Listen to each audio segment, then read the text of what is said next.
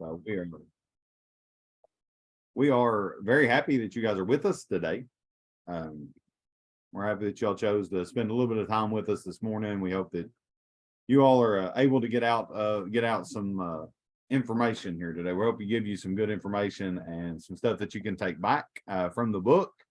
And before we really get into the PowerPoint, just let you know, me and Teresa, when we were looking at everything, we're kind of covering the first 3 chapters today, but a big portion of what we're going to do is that test that we kind of asked everybody to take earlier as a little bit of pre-work. So we're going to really dive in to that test a little bit. So Teresa, anything you want to say before we start?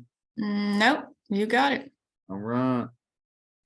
Well, I guess I'll share the PowerPoint here. Okay. If I can get it to work.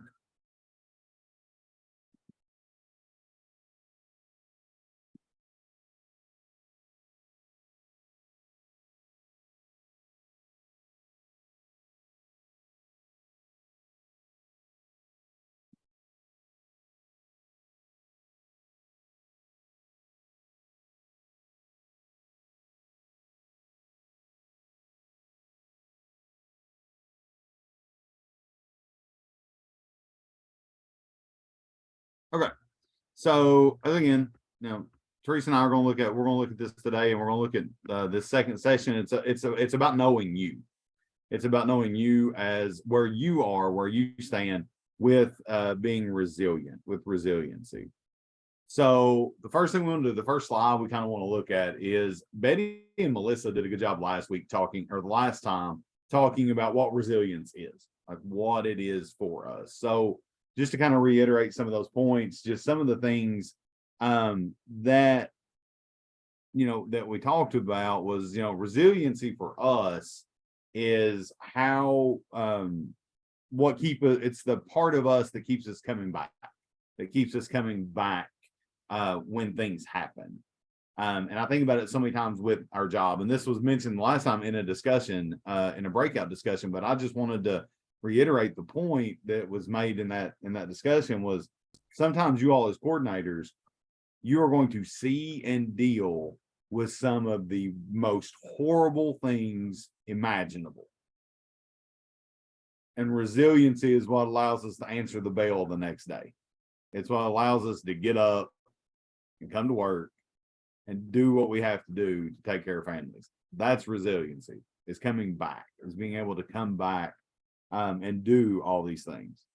So many times when I think of resiliency, I think of how we have incorporated resiliency into our work. It's how we built resiliency with students and families. It's how we've done that. We do that through our CPP process. We do that through our action components. We do that, through our strengthening families, our family thrive piece that we always are looking and talking about. That's kind of how we built it. We built it with families. We built it with students. We are building it and trying to build people up to help them become more resilient, to help them do these things.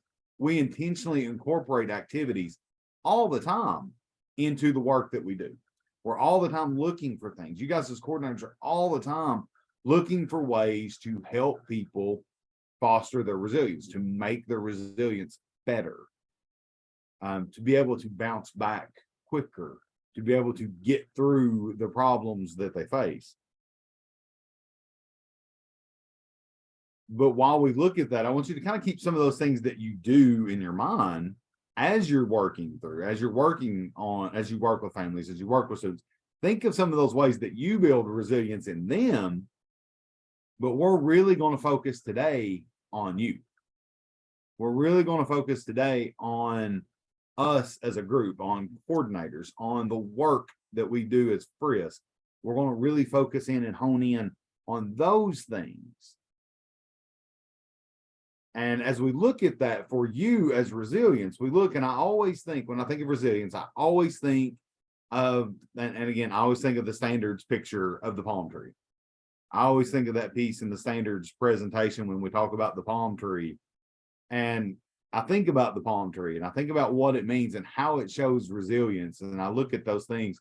And when we look at resiliency, we look and we see that tree, that palm tree, it'll bend. When the wind comes, you know, the hurricanes and all the strong wind that happens in Florida, it's usually where we see palm trees, or that's where I associate palm trees from, is Florida. And you look at those things and you see what it can do. It can tear the leaves off, it can tear the bark off, it can do all kinds of things to the palm tree.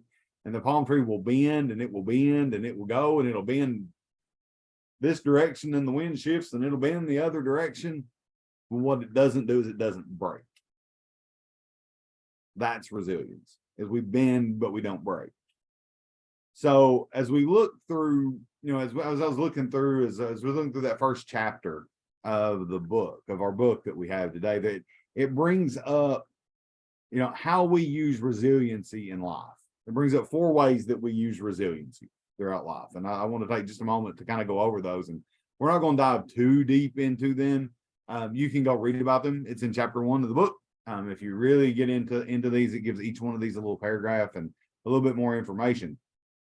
But the 4 ways we use resiliency is, number 1, we use it to overcome. We use it to overcome resilience, or to come adversity. We use it to overcome whatever the problem may be, because regardless of where we find ourselves in life, regardless of what our job is, we all have problems.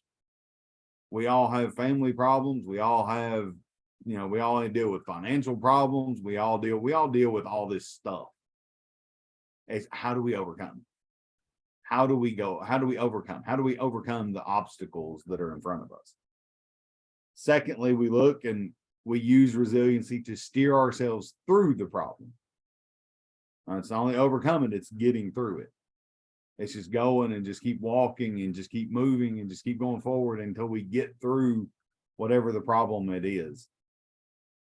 Thirdly, one we've kind of already talked about a little bit, it says to bounce back. It says we use resiliency to bounce back to where we were. That's how we see the horrific things that are happening. That's how we see the problems that are going on, and we're able to bounce back and come back and do what it is that we have to do, and do the job that lies in front of us. And those 3 pieces, to overcome, to steer through, to bounce back, those are personal.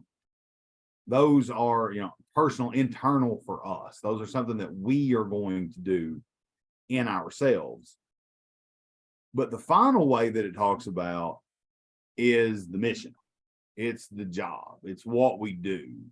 And the final piece of how we use resilience is to reach out. And again, that's the piece we're talking about with students and families. That's the piece we're talking about with everything that we are already doing. And that's how we reach out. That's how we create it. That's how we establish the resiliency.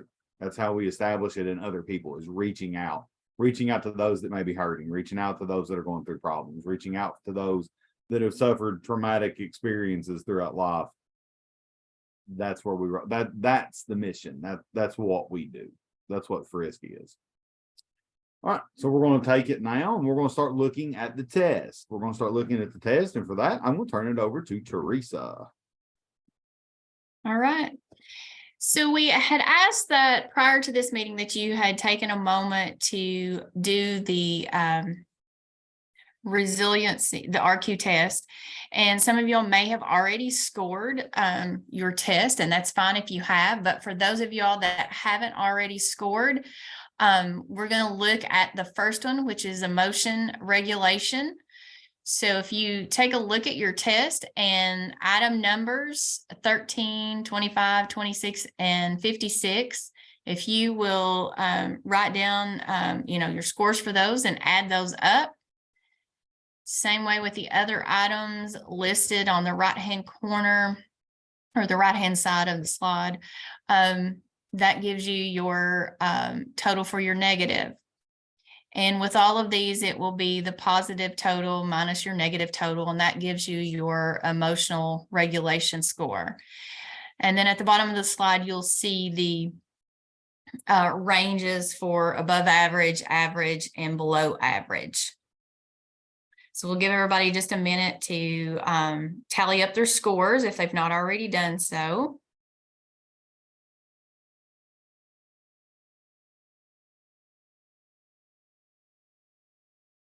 I don't know, do we want to let everybody do like a thumbs up once they've got their score, so we don't go on too soon? Is how you want to do this, Russell? We At can, yeah, we can do a thumbs up. Or no, have them raise their hand, because the thumb up goes away. So once you're Okay. finished, have them raise your hand, because the thumbs up leaves Oh, okay. for a certain amount of time. Learn something new every day, Russell.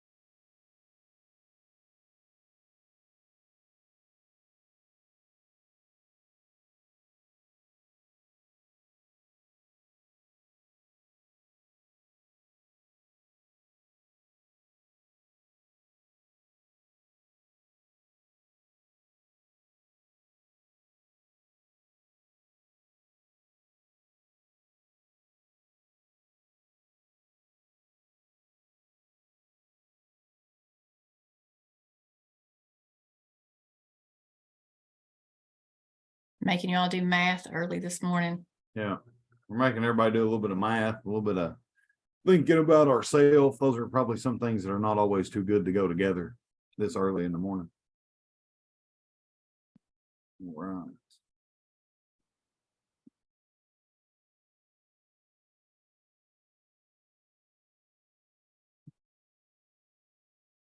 So, Teresa, I've got about half the people that have got it, a little over half have completed it, and then some people threw up like reactions and they went down, like those hands have went down. So Okay. All right. So if you want to go ahead and move the slide, then Russell will go on. the poll. Oh, the poll. I'm sorry. Forgot about the poll. If you all will take just a second to go ahead and complete the poll, and we're just asking you, what'd you score? Above average, average, below average?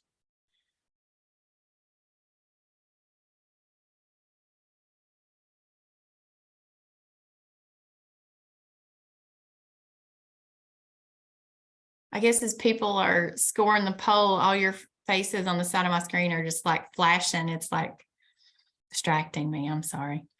Okay, looks like we have a lot of the majority is below average. We've got 6 that replied average, 8 that were below average, and 4 that were above average.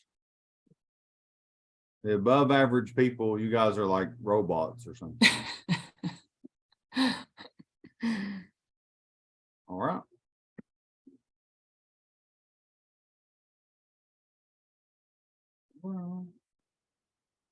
Okay. So we will move on. All right. All right. Oh, I gotta exit. This covered up my whole screen. Okay. So remember that emotional regulation, that's your ability to stay calm under pressure. You've got control over, I can't see the slide.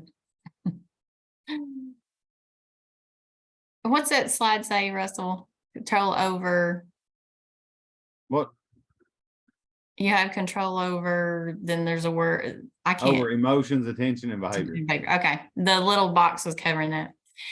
It's important that we are expressing our emotions, whether they're negative and positive, because it's healthy and it can be constructive. So we just want to, we don't want to get stuck in anger, sadness, or anxiety, so that makes us less effective with coping with adversity and solving problems. So people who lack the ability to regulate their emotions have a hard time building and maintaining friendships. They often emotionally exhaust their partners at home and are difficult people to work with. So if you feel like you need to work on your emotion regulation, then as we go on in the book, learning your ABCs and calming and focus, which are skills 1 and 6, will be useful to you.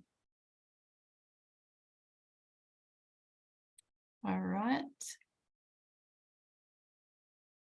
The next one we're going to score is impulse control. So once again, you've got the item numbers that you need to add up for your positive total. And then you have your scores that you want to add up for your negative total. And it's positive minus negative.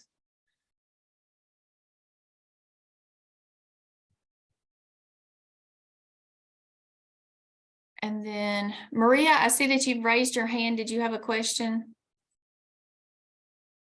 Or is No, that, no, I had my score because I completed everything. okay? Yeah, if you've already scored it, that's great. You're ahead a little bit, but we'll just give everybody a couple of minutes. And as you have your score, just go ahead and raise your hand.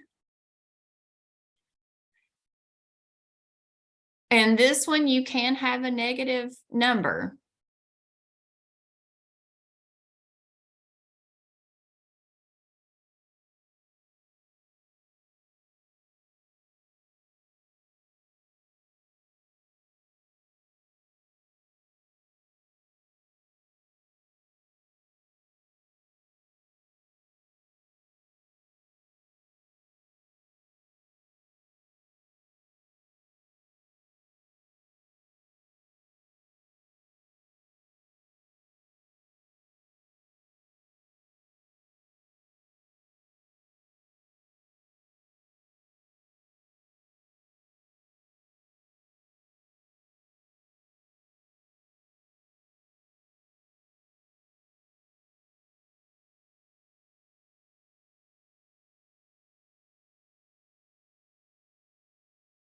Okay, Russell, it looks like to me we've got over Well over half.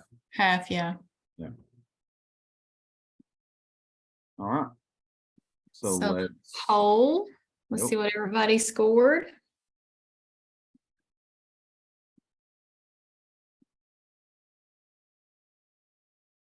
All right, so what'd you score?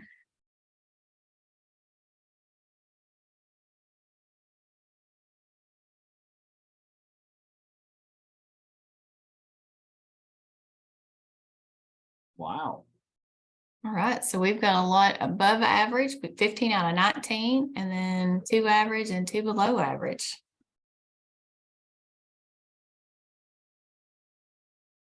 Very good. Okay. So with impulse control, we know it allows us to prioritize our wants and needs and resist or avoid doing things that may be harmful to others, ourselves and others. It allows us to think before acting, that we're prioritizing long-term rewards over short-term gains. If we lack impulse control, then we tend to act hurriedly and without adequate reflection on the possible consequences. So emotional regulation and impulse control are closely related. So as with emotional regulation, being able to learn your ABCs, that skill 1 will help you improve your impulse control as we go on in the book.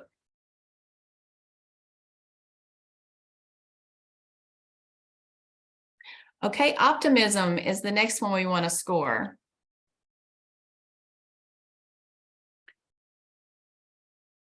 So just as before, same deal. We've got 4 of the items that you need to pull and add up for the positive total, and then 4 items that you will add up for your negative total, and positive minus negative would be your optimism score.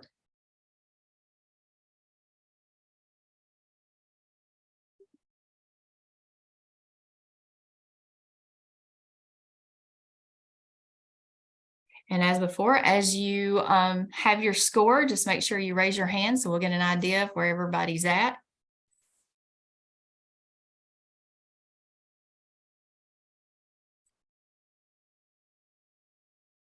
Bruce, is everybody scoring? This is always an interesting one to me, looking at optimism. Dealing with the stuff that you have to deal with every day.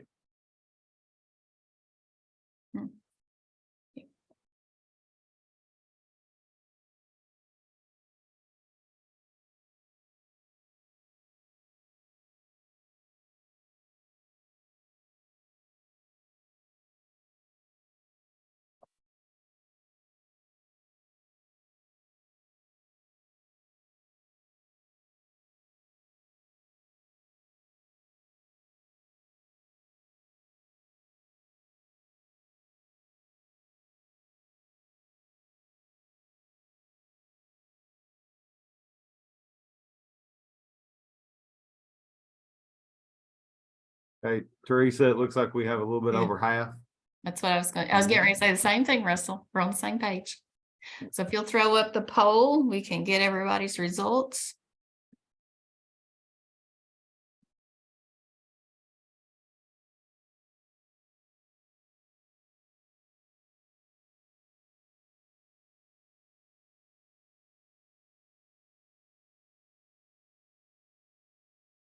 All right, looks like we have 10 that were above average, 7 that were average, and 2 below average.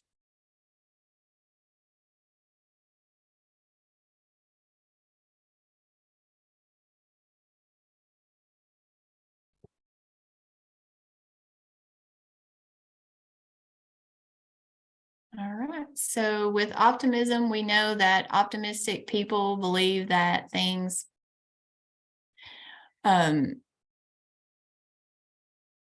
whoa, where did it go? I just hit a button and my whole screen changed.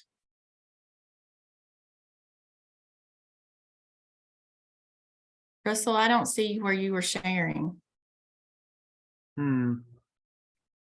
What happened? Maybe stop sharing for a second and then Yeah. reshare Yep. again so it'll Yeah. reset for. I got it. It was like black and there was one little box. Okay. Optimism, they have hope for the future. You believe that you control the direction of their lives. Optimism motivates you to search for solutions and it keeps you working hard to improve your situation. So the challenging beliefs and putting it in perspectives, which are skills 4 and 5, they will enable us to gain mastery over elements of our world that are in our control. So those are a couple of the skills that will help you with optimism.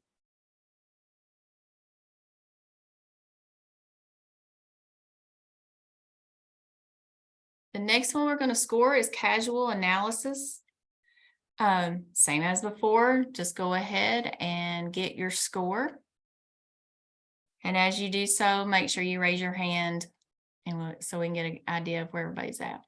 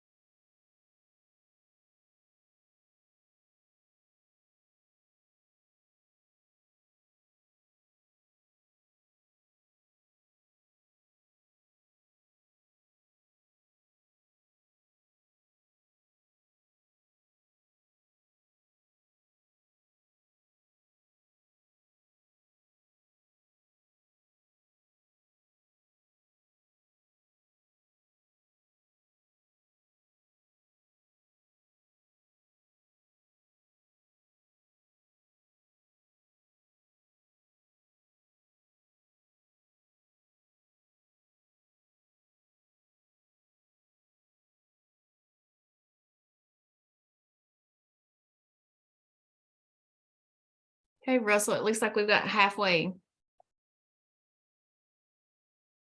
And there's your poll to tell us what you scored.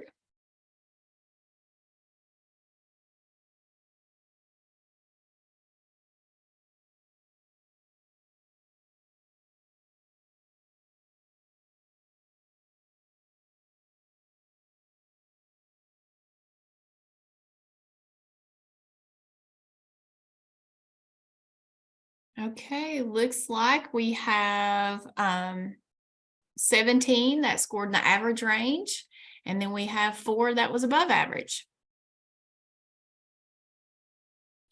Nobody below average.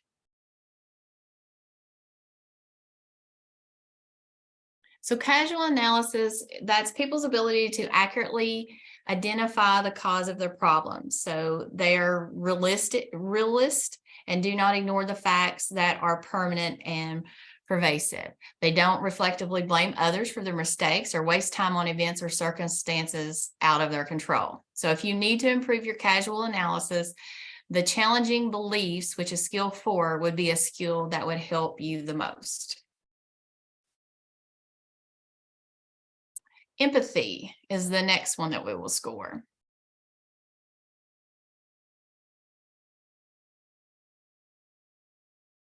And once again, as you score it, just raise your hand.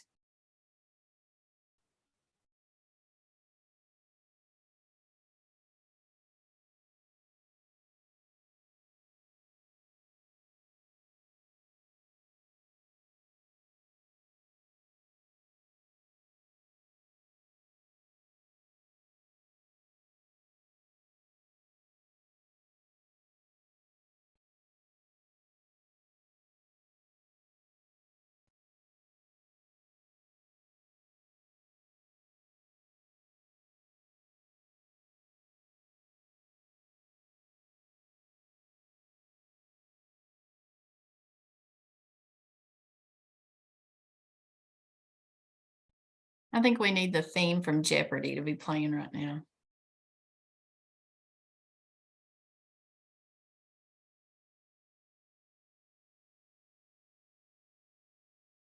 Okay, Russell, it looks like we've got about half.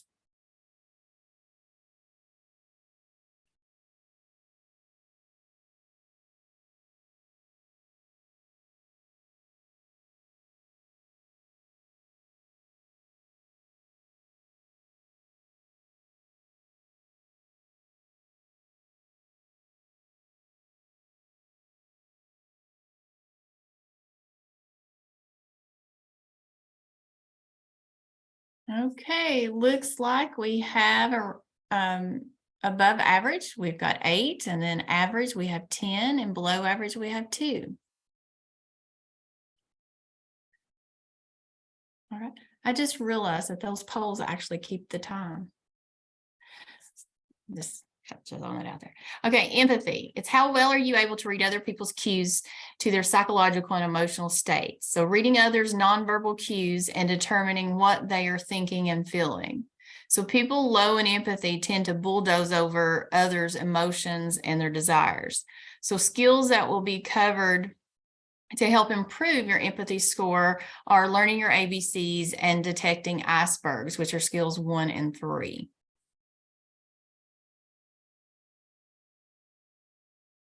Self-efficacy. Let's give everybody a minute to score those.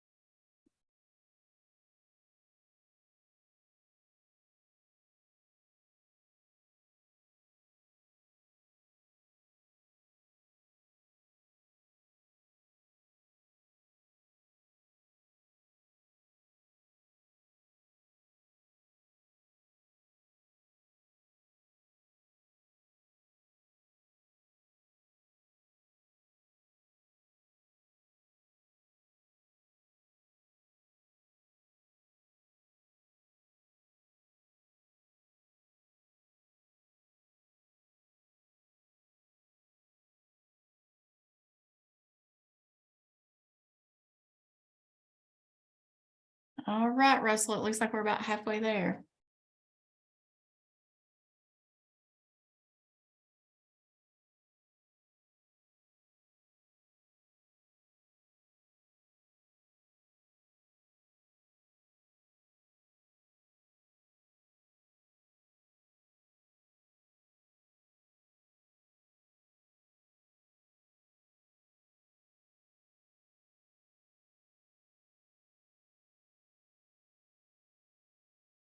Okay, we've got 10 that are below average, 5 average, and 4 above average.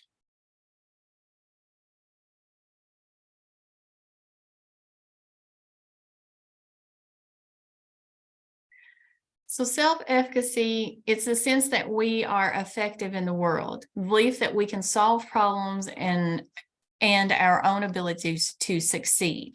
So skills for building confidence and improving efficacy are avoiding thinking traps and challenging beliefs. Those are skills 2 and 4 that you can work on. And we are at our last one, which is reaching out. So let's go ahead and score that and raise our hand as we have our scores.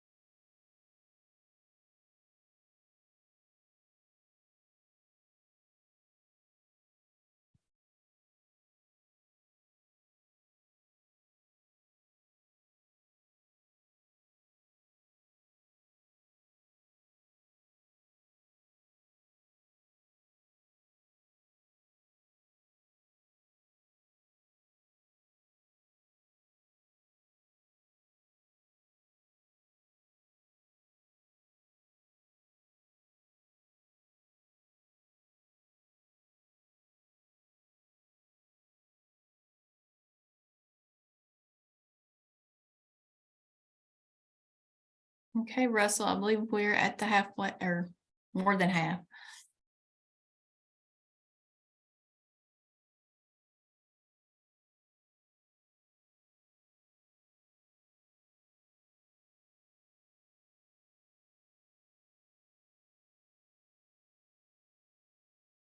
Okay, we are showing 4 that were above average, 6 average, and 11 below average. Spaced out good. So with reaching out, what it says, we're reaching out to others. So skills to improve your ability to reach out are detecting icebergs that help you uncover those deep beliefs that are holding you back. Challenging beliefs, they're to test your assumptions. Putting it in perspective will help curb your fears about reaching out.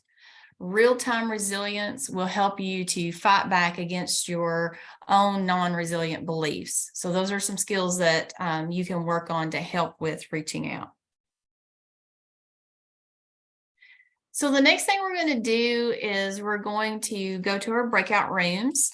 And while you're there, just we're going to give you 25 minutes, so you'll have plenty of time for discussion. So what was something that just surprised you about your score when you took the test? What was there a certain area that you were not expecting? You know, what did you learn about yourself? Which of those 7 factors of resiliency do you want to work on? So we will, Russell, are you going to break them up into breakout rooms? I'm doing that right now. Oh, okay. Melissa did it. And I you didn't know said, since Russell was running the PowerPoint. how many minutes did you say? I'm sorry. 25. Okay.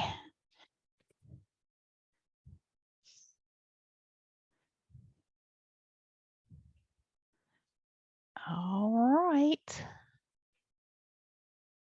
We are ready to go if you guys are.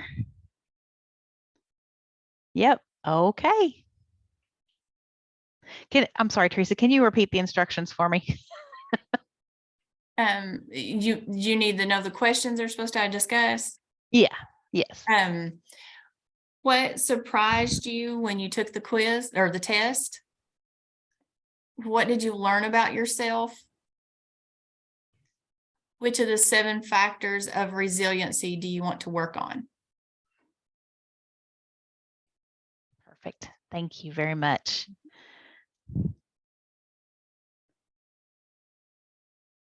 All right, I'll be opening up the rooms. And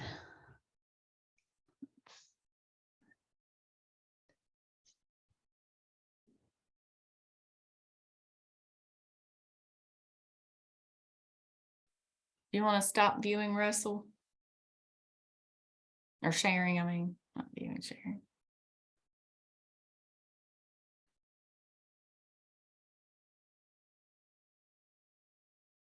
Okay.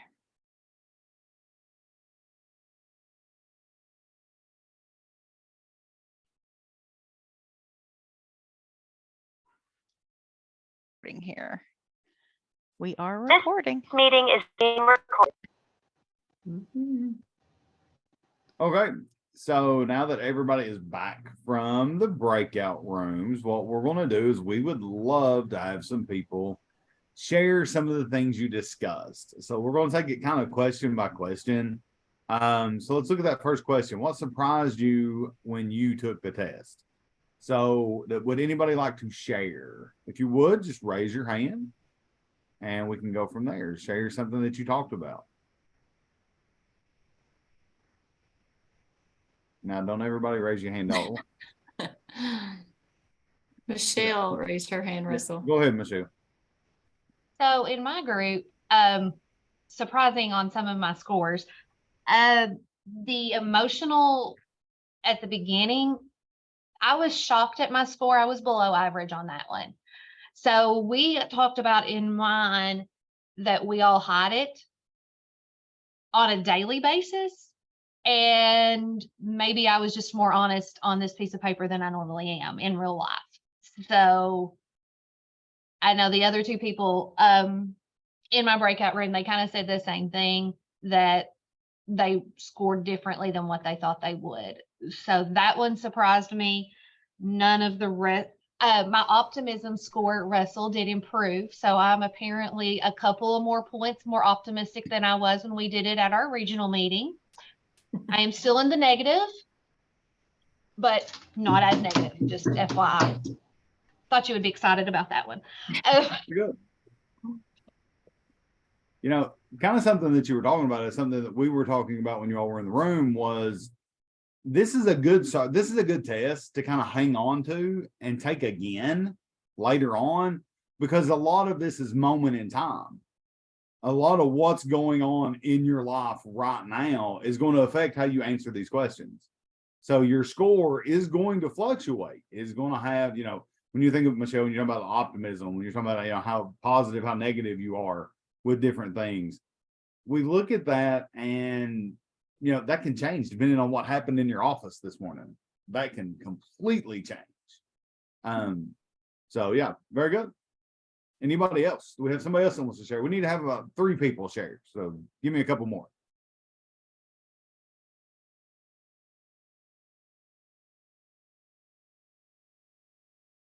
Go ahead, Amanda.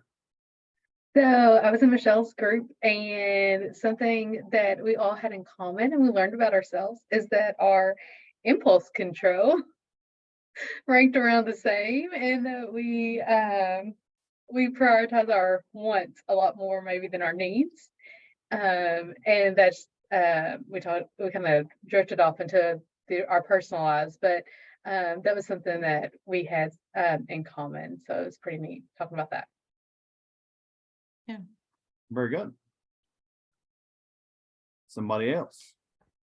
And I'll just say, if you don't mind, Russell, Amanda, I think that is absolutely wonderful that you guys felt comfortable enough to talk about how this impacted your personal life, right? You know, our personal lives and our professional lives are so intertwined, and just because we're doing this with work, right? I mean, it doesn't mean that stuff doesn't come into play. So I just want to say I appreciate you guys being willing to get into that, you know, kind of discussion with each other. Absolutely. Absolutely. Anybody else? Russell, Tammy raised her hand. Okay, go ahead. We discussed empathy because I think it kind of shocked several of us that we're not as empathetic as we thought we was. And I'm still not liking this part. I really feel like I'm very empathetic. And several of us was kind of surprised about what came back on that, you know. And then on our optimism, I think that we were kind of surprised that we're not as optimistic as we thought we was. So I'm about to not like this test. Well, so when you say about optimism, though, optimism can go the other way as well. So if you're too high, you know, we always focus so much on optimism. We focus on the negative piece. We focus on the, you know, you're not optimistic. Being too optimistic is also a detriment. I always think of the movie Pollyanna. It's an old movie, old Disney movie. I think of the old Pollyanna movie. she was way too optimistic. Oh. We can have we can think of that and think of those lines and think of, you can be too optimistic, and somebody that's too optimistic can't see the danger, can't see the bad side of things. So that's one of those that you really need to strive to get to the middle. And ultimately, all of these, if you're too high or you're too low, there are negative effects on both. So it's all about striving to get to the middle. Yeah. But you realize it and you can see it. And there's things that we can do. That you can work on. Yeah. Yeah, I'm really upset over the empathy thing. I think that striving to be in the middle is going to be my new mantra, like for like the rest of this year. I'm striving to be in the middle. There you go. So I did want to ask that anybody, and there's the one that always just sticks out with me all the time is self-efficacy. Did anybody find anything different with self-efficacy for themselves? How effective you think you are? Mine was lower than I hoped. That I think actually, we try not to give ourselves too much credit. And we talked about that, whenever we're doing this. I think that we are afraid that we're giving ourselves too much credit and not really putting down, because we're thinking, yeah, maybe, but I'm maybe not that good. see, so the reason I bring that up is because I go back and I was thinking of the poll results, that was one of the ones that I wrote down, was of when we did the poll results of the people that were talking about self-efficacy, talking about how effective you are. There were more people that said they were below average than average and above average put together. Mm-hmm. So that's always one and you all are exactly right. And the position that we're in, we never give ourselves the credit that we need to. We don't see how effective we are. But I'm going to tell you, all of you today, I'm going to tell you, you all are very effective at what you do, because if you were not, you wouldn't be here today. Yep, You exactly. wouldn't be. I agree with that, Russell. So, it's always that being effective piece. Okay. We talked about in Anything? our group, like going back to her empathy, because I think it was a surprise to some, but it's not necessarily that you're not empathetic as you thought you were, but maybe you've built up walls because you've felt like you've taken advantage of. One of them in our group, her husband's actually a pastor too. So she kind of gets it from both sides. She gets, so, you've heard the same story 1,000 times, or the same family, maybe a different story every time. So it's not that you're not empathetic, you're probably super empathetic, but you've built up walls to maybe just question, what you're getting, So that we had that discussion of empathy too.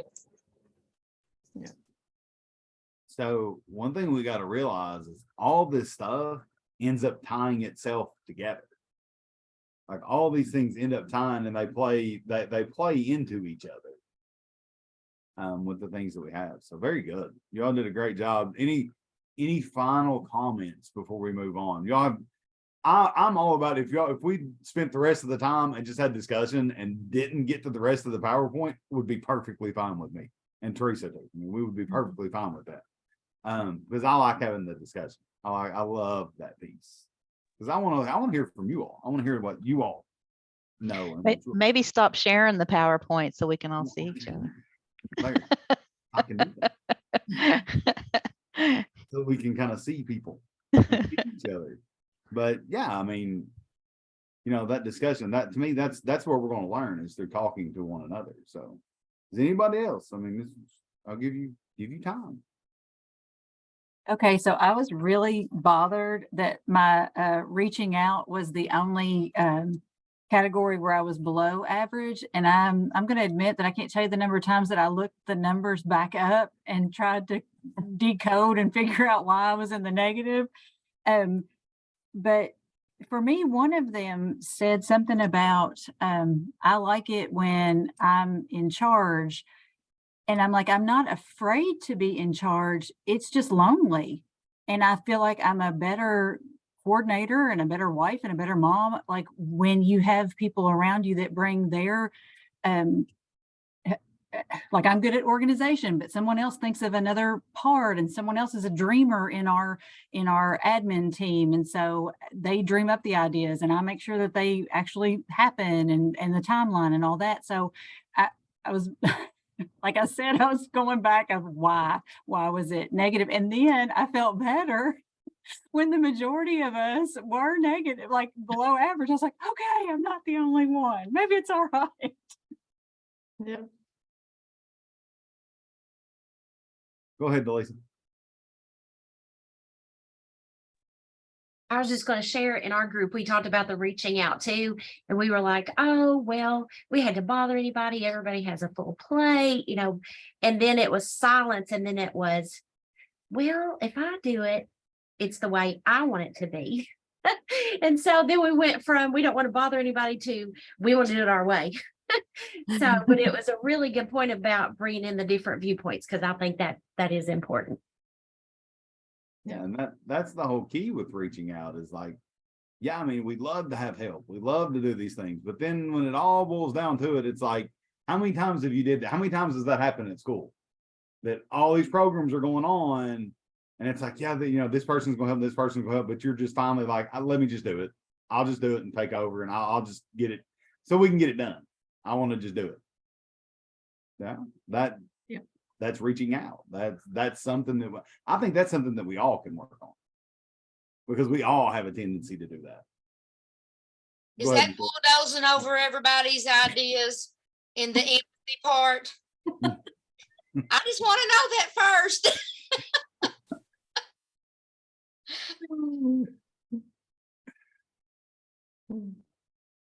So I was just going to say that I do feel like on the reaching out, I know if somebody has asked me to do something and then I ask for help and then I end up like taking it back, it's because I don't want to fail at it, because I feel like I'm in charge of it. So if I go ahead and just do it myself, I know it's done the way that that person who has asked me for help wanted me to do it, because then it's just me. Like we did KSA Pepper Rally last week and they were like, okay, I need you to do this, this, and this. And I'm like, okay, well then I was running around like a crazy person. And they're like, well, why didn't you ask for help? Well, because if I do it, I know I do it right. Like it's the way you wanted me to do it. It's not something, you know, in the end, somebody saying, oh yeah, I'll do it. And then they don't do it. Right. So that's why I personally don't reach out, is because I don't want to be let down because they didn't do it. So plus, no offense, Russell, a lot of people reach out to me because my RPM tells them to, which is fine. But I know that nobody else, a lot of people don't have time. So that is the big thing for me. I don't reach out to anybody else because, I mean, I may call Russell every once in a while, but that's about it for the most part. I don't ask anybody else for help. And then I usually don't even ask Russell, so. Or Russell. Go ahead, Maggie. So I found my answers really interesting and was really curious about the book's language of above average, average, and below average. So I actually read the reference citation in the back, and the original study was done in 1997. And so when I think about how people interact differently now, 1997 was before the big cell phone boom. It was before the big social media boom. So I feel like people in general were more empathetic because so many interactions occurred face to face, or they occurred where you could read someone's tone and read someone's body language. And so I would like to say that even though maybe coordinators, who in my experience are some of the most empathetic people I've ever met in my life, they may be scoring average or below average, but I'm not sure that that's accurate in 2023. I would argue that if that study was repeated, I mean, we're 25 years later, I'm not sure the average score in empathy is the same now. And so anyone who was discouraged by your responses, I just wanted to point that out because again, my experience in working with coordinators is they are some of the most empathetic people. Now they don't reach out generally. So that one might still be accurate, but I think it's important to recognize that when the language is used above average, average, and below average, that the original resilience quotient and those scores were determined 25 years ago. And I think we lived in a different time. That's a good point, Maggie. That really That is. is a good point. Yeah. Go ahead, Kelly. All right, so on page 27 is when they talk about reaching out, and I even sent this to my best friend. And it says, some people live narrow lives. They feel comfortable, even happy when their routine runs smoothly. Like they're talking about their day and everything's kind of predictable. And I was like, this is like my favorite day. And then like, perhaps it's you. And I'm like, yeah, it is. And then it talks about people approaching life like it's an all you can eat buffet. I was like, that's complete chaos right there. And then on page 28, it talks about the people who reach out are good at these three things. And I would venture that the majority of us are. They're good at assessing risk. They know themselves well, and they find meaning and purpose in their life. And I'm like, yeah, that's what I would strive for. I would hope that people see that in me. Mm-hmm. Yeah, very good. Anything else? Again, I'm telling you, we're going to learn way more out of the discussion piece than you are going to be to hear me and Teresa talk for the next 10, 20 minutes. Anything else?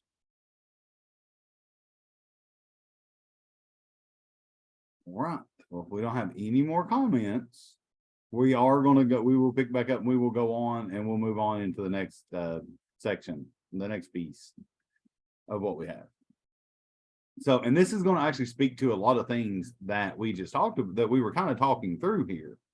And the thing we're going to look at is the 4 pillars that this is built on. The 4 pillars that the whole thing, that resiliency is kind of built upon. So the first pillar is life change is possible. Okay, all these things, everything that we're going to do from the rest of the time, this is what it's built on. It's built on, number 1, life change is possible. So can the people that you work with, the families, the students that you work with, can they change? Do we believe that they can change? You know, for a long time, it was very fatalistic. And I mean, I'm sure you've heard this before, and I've heard it my whole life. People think that they're doomed because of who their family is. Oh, you don't need to go talk to those people because their family's been like this for years. Like they've always lived like this. They're always going to live like that. We have to believe that change can happen. We have to believe that people can change their lives, that change is possible. So anything that we scored today. So again, regardless of what it was, anything that you scored, whether it be too high, whether it be too low, anything that you scored today that you want to change, change can happen.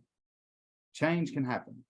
We can make ourselves better at certain things. We can help ourselves grow. But is it going to be easy? It is not. It will not be easy. Change is one of the hardest things that we can do, but it is possible. It is something that we can see happen. The second pillar is thinking is the key. And when I think about thinking, when I look at that word thinking, I think back to what we just talked about when we were looking at being emotional. When you are below average in emotion, when our emotions are running really high, have you ever said or done something that is completely not you? I have done that many times in life. Emotions get running high, things start happening, and we will say something that we really don't mean.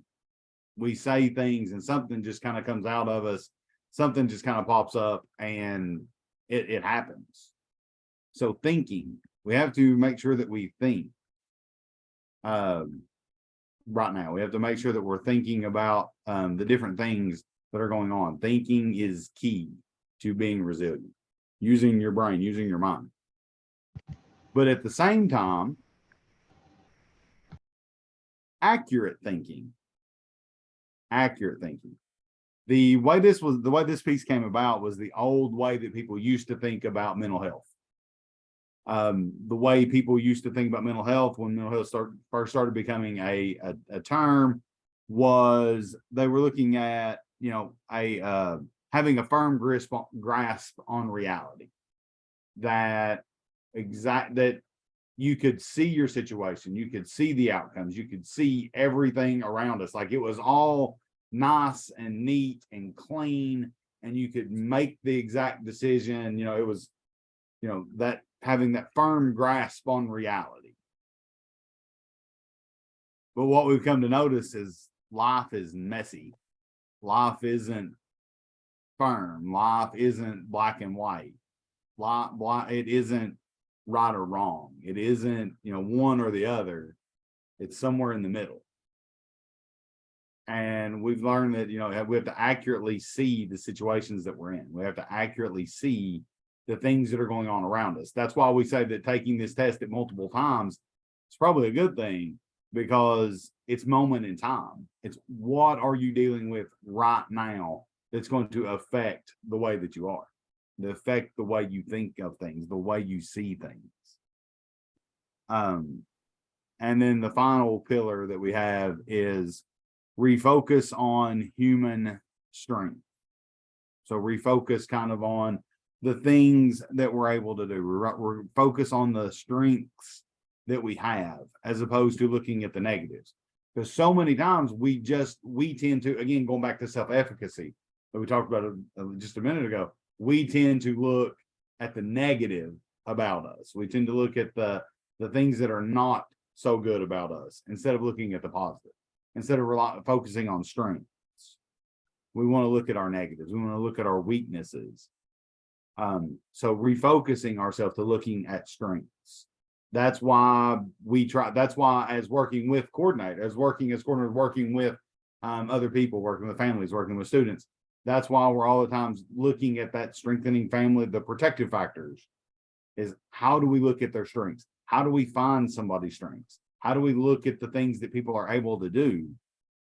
And then taking that same thing and applying it to ourselves, like what are our strengths? That would be something that would be good for all of us to look at, is what are the things for us to just sit down and think and make a list of the things that we do well. Are you organized? Do you care about other people? Do you, what things are we good at? Not just in our job, but in our life in general. What is it that we're good at? All right, so remember, those are the 4 pillars. Those are the 4 things that everything that we're going to do from this point forward is going to be built upon in some form or fashion. Those are the things that we're going to have moving forward. And all of this information is in chapter 3. And as you go through it, each of these little pieces, it gives a story, or it gives a situation that somebody is kind of walking through to kind of help you. We're going to be moving on our road to resilience, to make ourselves more resilient, to help ourselves. And then in turn, the more we help ourselves, the more we're able to help somebody else, the more we're able to do these things with other people. So we look, and one thing I would like to do is I want to highlight pages 60 and 61 in the book. Those are 2 things that you may want to look at. One is dealing with mental health and depression in school children, and the other one is talking about parents needing resilience. So both of those, if you've not read the first 3 chapters, page 60 and 61 could be some interesting pieces for you. That could be some interesting things. So as we go through our sessions, what you're going to see in our next 3 sessions, the next 3 sessions that we're going to have, we're going to break down those skills that Teresa talked about earlier, the skills to help us build resiliency. we're going to go and look at those throughout the time. So our next session is going to be May 23rd.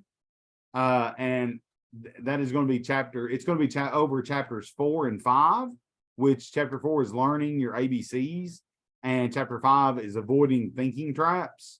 Those are two really good pieces, two really good things for us to have.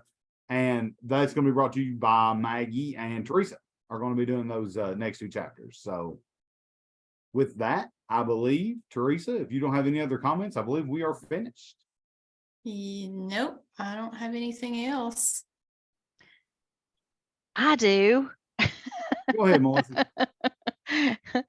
So, always at the end, you got some housekeeping things I wanted to share with you guys. I do have the approval code for training hours. I'm going to put that in the chat for everyone. So if you want to get that approval code, I know now's the fun time, right? Filling out the PD tracking form and all those fun activities at the end of the training year, making sure you've got all the 24 hours and all that fun stuff. So that might help you a little bit. These are approved for 2 hours. So that's a nice bump if you need a couple more hours. The other thing that we've got is I guess it would help if I hit the send button. Now it should be in the chat. The other thing that we have is like we did at the first session, we have a reflection form. I know the way I learn, I like to talk about things and then I like to sit and kind of ruminate on it, right? Like chew on it for a little while, think about it for a bit. So we do have a reflection form that does a couple of things. First of all, it gives us some feedback on how you all are liking the sessions, but it also gives you the opportunity to think about what you learned, some of the things that you read, and maybe want to share those here. So I'm going to put that link in, and these reflection forms are anonymous, so they're not linked to ours. You don't have to do one of these. It's a tool for, like I said, first for us to get some feedback, making sure we're on the right path with this, but then also a chance for you to reflect and think about what you read and heard and talked about today. So there is that link. We would appreciate if you would fill that out for us. That'd be wonderful. And if there's no more comments, that's all the housekeeping I had. I do appreciate you guys taking some time with us today during this busy season. And I want to thank Russell and Teresa for leading us through our discussions today. Anything else? Appreciate you guys so much. So go out and have a great rest of your Tuesday. And we'll see you all in a couple of weeks.